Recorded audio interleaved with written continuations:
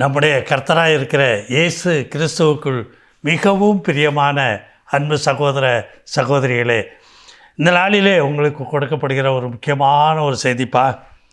தேவன் நமக்கு சௌக்கியமும் ஆரோக்கியமும் வர பண்ணுகிறார். கொஞ்சம் கவனமாக கவனிச்சிங்கன்னா தான் இது உங்களுக்கு நல்லா புரியும். என்ன சௌக்கியம், என்ன ஆரோக்கியம் வர பண்ணுகிறாருங்கிறத நீங்கள் பார்க்க போகிறீங்க. என்ன அப்படின்னு சொன்னால், பூமியில் அநேகர் எப்படித்தான் இருக்கிறாங்கன்னா, சங்கீத பகுதி 31:10 பார்த்தீங்கன்னா, என் பிராணன் சஞ்சலத்தினாலும் என் வருஷங்கள் தபிப்பினாலும் கழிந்து போயிற்று. அது ஏன் அப்படின்னு பார்த்தீங்கன்னா, என் அக்கிரமத்தினாலே தேவ வசன வார்த்தைகளுக்கு மீறுகிறபடியினாலே, அதுக்கு கீழ்ப்படியக்கூடாமல் இருந்து மாம்சத்தில் கிரியை செய்கிறபடியினாலே என் பலன் குறைந்து, ஆவிக்குரிய பலன் குறைந்து என் எலும்புகள் உலர்ந்து போயிட்டு. எலும்புகள் சொன்னால் கை கால் சரீர அவயவங்களில் இருக்கிற எலும்பு ஈரம் இல்லாமல் பசை இல்லாமல் போயிடுச்சுன்னு சொன்னால் எந்திரிக்க முடியாது, நடக்க முடியாது, ஒரு கிரியை செய்ய முடியாது. ஆவிக்குரிய கிரியைகள் இதெல்லாம் செய்ய முடியாமல் படுக்கையில் கிடக்கிற அப்படிப்பட்ட அனுபவத்தில் இருக்கிற ஜனமாக இருந்தால் கவனித்து கேளுங்க. சங்கீதம் 31:15 பார்த்தீங்கன்னா, என் காலங்கள் உமது கரத்தில் இருக்கிறது, நீர்தான் அதை சரி பண்ணணும். என் சத்துருக்களின் கைக்கும், உலகத்தில் இருக்கிற வாழ்க்கையில் என் சத்துருக்கள், என் வீட்டார் கை கால் சரீர அவயவங்கள் இன்னும் நீதியை செய்ய, நன்மைகளை செய்ய முன் வர மாட்டேங்குது. இது என் சத்துருக்களின் கைக்கும், இன்னும் என்னை சுற்றி இருக்கிற குடும்பத்தில் இருக்கிற அல்லது வேலை பார்க்கிற இடத்துல உலகத்தில் காண்கிற துன்மார்க்கர், பாவிகள், பரியாசக்காரர்கள் இவருடைய கைக்கும், உலகத்தில் தங்கள் பங்கை பெற்றிருக்கிற அந்த ஜனத்தினுடைய கைக்கும், என்னை துன்பப்படுத்துகிறவர்களின் கைக்கும் என்னை தப்புவியும். நானாக போய் சிக்கலில் மாட்டிக்கிறேன். அப்படிப்பட்ட ஜனமாக இருப்பீர்களா? இதையும் கவனித்து கேளுங்க. ஏசாயா 60:20 பார்த்தீங்கன்னா, உன் சூரியன், உனக்குத்தான் இந்த சூரியன் கொடுக்கப்படுகிறது, இயேசு கிறிஸ்து, இனி அஸ்தமிப்பதில்லை, மறையாது, இன்னும் அதிக வெளிச்சத்தை கொடுக்கும். அருணோதயமாக உள்ளே வந்தார், இப்போது அவரே உனக்கு சூரியனாக மாறி நிற்கிறாரு. உன் சந்திரன் மறைவதும் இல்லை, கர்த்தரே உனக்கு நித்திய வெளிச்சமாக இருப்பார்.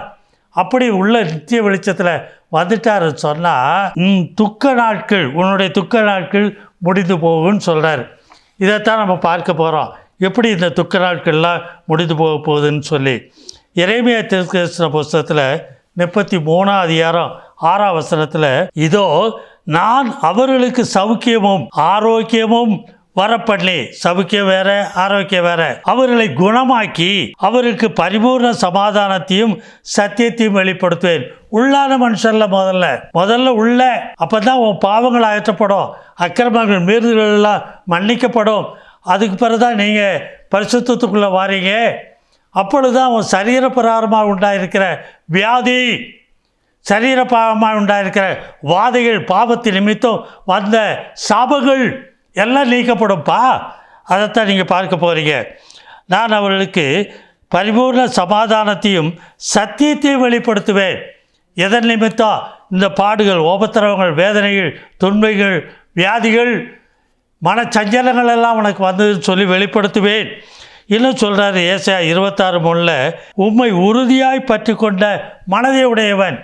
எவ்வளவு பாடு, சஞ்சலம், வருத்தம், துன்பம் வந்தாலும் உண்மையே உறுதியை பற்றி கொள்கிறான். ஏன்னா உலகத்தில் உண்மை விட்டால் துருகம் வேற இல்லை. நீரே கண்மலை, நீரே என்னுடைய பாதுகாப்பு, நீரே என் பரிகாரி ஆகிய கர்த்தர் என்று சொல்லி உண்மையை நம்பி இருக்கிறபடியால் நீர் அப்படிப்பட்ட அவனை பூர்ண சமாதானத்தோடு காத்துக்கொள்வீர். பிலிப்பியர் 4:6-7 பார்த்தீங்கன்னா, நீங்கள் ஒன்றுக்கும் கவலைப்படாமல் எல்லாவற்றையும் குறித்து உங்கள் விண்ணப்பங்களை ஸ்தோத்திரத்தோடு, ஸ்தோத்திரம் பண்ணிக்கிட்டேன். எப்படி முடியும் பாருங்க, பாடுகள் உபத்திரவங்கள் மத்தியில் ஸ்தோத்திரத்தோடு கூடிய ஜெபத்தினாலும் வேண்டுதலினாலும் அவரை அனுப்பின பிதாவாகிய தேவனுக்கு தெரியப்படுத்துங்கள். இதான் சத்தியம். அப்பொழுது எல்லா புத்திக்கும் மேலான தேவனுடைய சமாதானம் உங்கள் இருதயங்களையும் உங்கள் சிந்தைகளையும் கிறிஸ்து இயேசுவுக்குள்ளாக அனுப்பப்பட்டு அது காத்துக்கொள்ளும். இந்த எபிசோடெல்லாம் மறுபடியுமா என்னுடைய யூடியூப்பில் போய் பாருங்கப்பா. அப்போ தான் உங்களுக்கு புரியும். இதுதான் உண்மை. அப்போ தான் விடுதலை ஆக முடியும். எல்லாமே 6:26 கர்த்தர் தம்முடைய முகத்தை இப்படிப்பட்ட ஒரு மேலே தான் பிரசன்னமாக்கி, ஐயர்வார் சொல்கிறதுனால இல்லை, உங்கள் சபையில் இருக்கிற பெரிய மூத்த போதகர்களாக கையை காட்டி இப்படி சொல்கிறதுனால நடந்துடுறதில்ல. இப்படிப்பட்ட காரியத்தில் நீங்கள் இருக்கும்பொழுது தான் இந்த வசன வார்த்தை அவர்களுடைய ஆசீர்வதிக்கும் போது உங்கள் மேலே தங்கும். கர்த்தர் தம்முடைய முகத்தை உண்மையில் பிரசன்னமாக்கி உனக்கு சமாதானத்தை கட்டளையிட கடவர் என்பதே. அது நிறைவேறும். பார்ப்பீங்க, உள்ளான மனுஷரில் புதுப்பிக்கப்படணும்னு தேடுறவங்களுக்கு தான் இதெல்லாம் கிடைக்கும்ப்பா. சும்மா ஏதோ ஆலயத்தில் உட்காந்தேன், பாட்டு பாடுறவங்களோட சேர்ந்து பாட்டு பாடினேன், அவர் கையை தூக்க சொன்னார், நான் கையை தூக்குனேன், 2 கையை தட்ட சொன்னார், அல்லேலூயா சொல்ல சொன்னார், இதெல்லாம் சொல்லிட்டதுனால உனக்கு வந்துடாது. கவனி, நீ உண்மையாய் தேடணும். உள்ளான இருதயத்திலிருந்து, ஆத்மாவிலிருந்து, ஆவியிலிருந்து கர்த்தரை தேடும்போது இதை பெற்றுக்கொள்கிறோம். சங்கீதம் 85:8 பார்க்குறீங்க, கர்த்தராகிய தேவன் விளம்புவதை கேட்டேன், அவர் தம்முடைய ஜனங்களுக்கும். நீ யாருடைய ஜனமாக இருக்கிற? அவரோடு கூட உயிர்த்து எழுப்பப்பட்டிருக்கிறியா? புதுப்பிக்கப்பட்டிருக்கிறியா? புது சிருஷ்டி ஆகிட்டியா? மறுபடி பிறந்துட்டியா? இன்னும் தேவனுக்குள்ளாக அவருடைய ஜனமாக இருக்கிற அனுபவத்தில் இருக்கிறியா? தம்முடைய பரிசுத்தவான்களுக்கும் உள்ள அவருடைய பரிசுத்தவான்களாய் மாறிக்கிட்டு வர்றியா? அப்படி சமாதானம் கூறுவார். அவர்களோ மறுபடியும் மதிகேட்டுக்கு திரும்பாதிருப்பார்களாக, மாம்சத்துக்குரிய மதிகேட்டுக்குள்ளே கடந்து போகாதிருப்பார்களாக என்று சொல்கிறார். அவர் உன்னை கைவிடாதிருந்து கர்த்தர் காத்து கொள்வார். எப்படி? அப்படின்னு பார்த்தீங்கன்னா, ஆபகுக்கு 2:1 நான் என் காவலிலே தரித்து. என்ன காவலில்? உன் இருதயம், உன் சரீர அவயவங்கள் எல்லாம் காவல் காக்கப்பட வேண்டும். நீ காவலில் தரித்திருக்க தெரியணும். உன் ஆவி எளிமையாக இருக்கணும். ஆவியில் எளிமை உள்ளவனாக இருந்தால் தான் இதெல்லாம் பெற்றுக்கொள்ள முடியும். உன் தீட்டான இருதயத்தை மாற்ற தேடணும். உன் ஆத்மாவை நீ சந்தோஷப்படுத்த தேடணும். நான் என் காவலிலே தரித்து, அதான் ஜபம், அதிகாலையிலே தேடுகிற ஜபம். இன்னும் நீ ஆலயத்துக்கு புறப்பட்டு போனாலும் அங்கே போய் இந்த காவலிலே தரித்திருக்க தெரியணும். அது உனக்கு உதவி செய்யும். அவர்கள் கொடுக்கிற வார்த்தைகள், வசனங்கள், தேவாலயத்தில் பெற்றுக்கொள்கிற காரியங்களையெல்லாம் நீ தரித்து அரணிலே நிலை கொண்டிருந்து, அரண் நீ தான் காத்துக்கிட முயற்சி எடுக்கணும். கர்த்தர் உனக்குள்ளே அவர் எனக்கு என்ன சொல்வார் என்றும், அவர் என்னை கண்டிக்கும் போது உள்ளே கண்டிப்பார். ஆவியானவர் கண்டித்து உணர்த்துவார். உலகத்தை குறித்து, நீதியை குறித்து, பாவத்தை குறித்து உனக்கு கண்டித்து உணர்த்துவாரே. அப்படி கண்டிக்கும்போது நான் என்ன உத்தரவு சொல்லுவேன் என்றும் கவனித்து பார்ப்பேன். ஹலோ, இப்படி இருந்தால் தான் உனக்கு ஆரோக்கியம், சௌக்கியமெல்லாம் உண்டாகுய்யா. அதான் வெளிப்படுத்தல் 3:19 நான் நேசிக்கிறவர்கள் எவர்களோ அவர்களை கடிந்து கொண்டு சிட்சிக்கிறேன். ஆகையால் நீ ஜாக்கிரதையாக இருந்து மனம் திரும்பியாச்சுன்னா உனக்கு சௌக்கியமும் ஆரோக்கியமும் உள்ளே வந்துடும். யோபு 5:17 பார்த்தீங்கன்னா, இதோ தேவன் தண்டிக்கிற மனுஷன் பாக்கியவான், ஆகையால் சர்வ வல்லவருடைய சிச்சையை அற்பமாக எண்ணாதிரும். அவர் காயப்படுத்தி காயங்கட்டுகிறார். காயம் என்ன? உனக்கு சௌக்கியம் இல்லை, அதான் காயம். ஆரோக்கியம் இல்லை, உன் ஆவிக்குரிய காரியத்தில் மட்டுமல்ல, உன் சரீரத்திலேயே அப்படித்தான் இருக்கிறேன். எத்தனையோ பேரை சந்திக்கிறேன். எகிப்தியருக்கு உண்டான வாதையெல்லாம் உனக்குள்ளே உண்டாயிருக்கப்பா. எகிப்தியருக்கு வந்திருக்கிற சுகக்கேடெல்லாம் உனக்குள்ளே இருக்குதே. ஆனாலும் நான் தேவனோடு இருக்கேன்னு சொல்லிக்கிட்டு இருக்கிறியே. இதெல்லாம் கவனித்து காட்டினா எல்லாத்துலேருந்து விடுதலையாக்குவார். எல்லா நோயாளிகளையும் குணமாக்கினார். நோய்களையெல்லாம் சுமந்தார். சீசர்களுக்கு சொல்லி அனுப்பினார், போய் நோயாளிகளை சுகமாக்கு, அதுக்கு பிறகு ராஜ்யத்தின் சுவிசேஷத்தை சொல்லுன்னு சொன்னார். அவர் அடிக்கிறார். ஏன்னா அப்போ தான் உனக்குள்ள இருக்கிற கட்டி குணமாகும். உனக்குள்ள இருக்கிற வியாதி குணமாகணுமா? காயப்படணும். கத்தி எடுத்து பீறி விடுவார். சீல் பிதுக்கப்பட வேண்டி இருக்குது. ஹலோ, உன் பாவ வாழ்க்கை மாற்றப்பட வேண்டியிருக்கு. அப்போ கஷ்டமாக தான் தெரியும். அவருடைய கை ஆற்றுகிறது.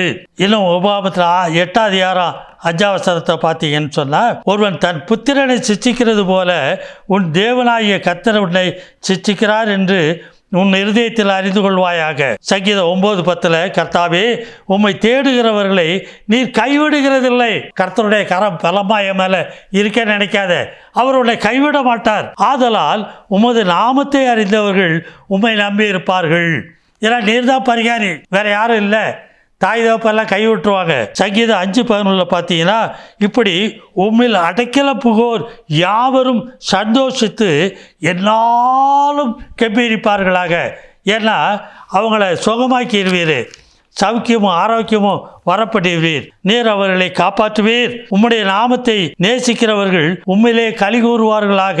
சங்கீதம் 37:28 பார்த்தீங்கன்னா கர்த்தர் உனக்குள்ளே நியாயத்தை விரும்புகிறார், அவர் தமது பரிசுத்தவான்களை கைவிடுகிறதில்லை. ஏன்னா பரிசுத்தவான ஆகும்படி உன்னை அழைத்தவரே அவர்தான். அவர் உண்மையுள்ளவராக இருக்கிறார். உன் பலவீனங்களில் அவர் பலத்தை வெளிப்படுத்தி அவர் உன்னை கைவிடாதிருப்பார். அவர்கள் என்றென்றைக்கும் காக்கப்படுவார்கள். 91 சங்கீதம் 14 அவர் என்னிடத்தில் வாஞ்சியாய் இருக்கிறபடியால் நான் அவனை விடுவிப்பேன். என் நாமத்தை அவன் அறிந்திருக்கிறபடியால் அவனை உயர்ந்த அடைக்கலத்தில் வைப்பேன். எரேமியா 29:13 பார்த்தீங்கன்னா உங்கள் முழு இதயத்தோடும் என்னை தேடுவீர்களேயானால் என்னை தேடுகையில் கண்டடைவீர்கள். தேடி முடிக்கும் போதில் தேடிக்கிட்டு இருக்கும் போதே ஏசாயா 31:1 சகாயம் அடைய மடிக்கி இஸ்ரவேலுடைய பரிசுத்தரை நோக்காமலும் கர்த்தரை தேடாமலும் எகிப்துக்கு போய் உலகத்துக்குள்ள போய் குதிரைகள் மேல் நம்பிக்கை வைத்து ரதங்களில் அநேகமாய் இருப்பதினால் அவைகளை நாடி குதிரை வீரர் மகா பலசாலிகளாய் இருப்பதினால் அவர்களை நம்பிக்கொண்டு இருப்பவர்களுக்கு ஐயோ வைத்தியர்களை நாடி நாடி ஓடி. இதான் பெரும்பாடு உள்ள. சரி, நீங்களும் அப்படித்தான் இருக்கீங்களா? அவங்கள்ட்ட போக வேண்டாம்னு சொல்லலை, அவங்க மேல உள்ள நம்பிக்கையை கர்த்தர் மேலே கொஞ்சமாவது வைக்கப்பா. சங்கீதம் 20:7 சிலர் ரதங்களை குறித்தும் சிலர் குதிரைகளை குறித்தும் மேன்மை பாராட்டுகிறார்கள். அங்கே பார்த்தேன் இங்கே பார்த்தேன், இந்த வைத்தியர் நல்லா பார்க்காரு. நாங்களோ எங்கள் தேவனாகிய கர்த்தருடைய நாமத்தை குறித்து மேன்மை பாராட்டுவோம். 37 சங்கீதம் 11 சாந்த குணமுள்ளவனாக இரு, அப்போ தான் உன் சரீரமாகிய பூமியை நீ சுதந்திரித்து கொள்வ, மிகுந்த சமாதானத்தினால் மனமகிழ்ச்சியாய் ஆக்கப்படுவாய். 119 சங்கீதம் 165 பார்க்குறீங்க. உம்முடைய வேதத்தை நேசிக்கிறவர்களுக்கு மிகுந்த சமாதானம் உண்டு, அவர்களுக்கு இடரல் இல்லை. நீதிமொழிகள் 3:1-2 பார்த்தீங்கன்னா என் மகனே என் போதகத்தை மறவாதே, உன் இருதயம் என் கட்டளைகளை காக்க கடவது, அவைகள் உனக்கு நீடித்த நாட்களை உண்டு கொள்ளும். கவனிங்க, வியாதியை கடந்தீங்கன்னா சொல்ல முடியாது, படுக்கையில் கிடந்தீங்கன்னா சொல்ல முடியாது, எப்போ உயிர் போகும்போது பயத்திலே இருப்பீங்க. தீர்க்க ஆயுசையும் சமாதானத்தையும் அது பெருக பண்ணும். ரோமர் 14:17 முதல்ல தேவனுடைய ராஜ்யத்தையே தேடுங்கள், அது புசிப்பும் குடிப்பும் அல்ல, அது நீதியும் சமாதானமும் பரிசுத்த ஆவியினால் உண்டாயிருக்கிற சந்தோஷமாக இருக்கிறது. ஏசாயா 9:6 பார்த்தோம், நமக்கு ஒரு பாலகன் பிறந்தார். பாலகனாகவே வச்சுக்கிட்டு இருக்காது, நமக்கு ஒரு குமாரன் கொடுக்கப்பட்டார். அந்த குமாரன் உள்ள வரணும். குமாரனை உடையவன் தான் ஜீவனை உடையவனாக இருப்பான். அந்த குமாரனுடைய தோளில் தான் என்னெல்லாம் வச்சுருக்கார் பாருங்க. கர்த்தத்துவம் அவர் தோளில் மேல் இருக்கும், உன்னை வழி நடத்தும்படி இறக்கி வைக்க மாட்டார். இன்னும் அவருடைய நாமம் அதிசயமானவர், ஆலோசனை கர்த்தா, வல்லமையுள்ள தேவன், நித்திய பிதா, சமாதான பிரபு எனப்படும். திருடவும் கொல்லவும் அழிக்கவும் வருகிறான் என்று வேறொன்றுக்கும் வரான், நானும் அவைகளுக்கு ஜீவன் உண்டாயிருக்கும்.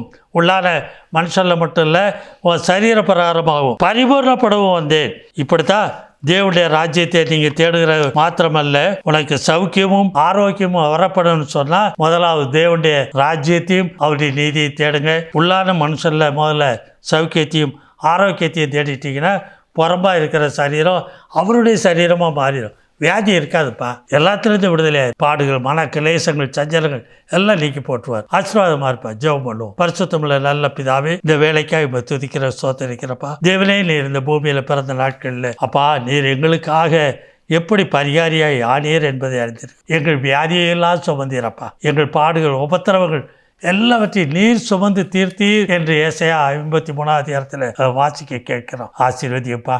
இப்படி கேட்ட இந்த பிள்ளைகளுடைய காரியங்களில் இந்த நாளிலும் படுக்கையிலே அவர்கள் வியாதியாக இருப்பார்களே, ஆனால் அப்பா அநேக நாட்களாய் வருத்தத்தோடு பாரத்தை சுமந்து இருக்கிற பிள்ளைகளாய் இருப்பார்களே, ஆனால் மனக்கிளேசங்கள், பாரங்கள் எல்லாவற்றையும் நீக்கி அவர்களை சுகப்படுத்தும். வியாதிகளை அவர்கள் படுக்கையை மாற்றி போடும். ஆசீர்வதியும் பலப்படுத்தும். கேட்கிற ஒவ்வொரு பிள்ளைகள் மத்தியிலும் தேவரீர் பெரிய காரியங்களை செய்யும். கர்த்தரும் அறிவுரைச்சருமா இருக்கிற இயேசு கிறிஸ்து மூலம் ஜெபங்களும் ஜீவனுள்ள நல்ல பிதாவே. ஆமென்.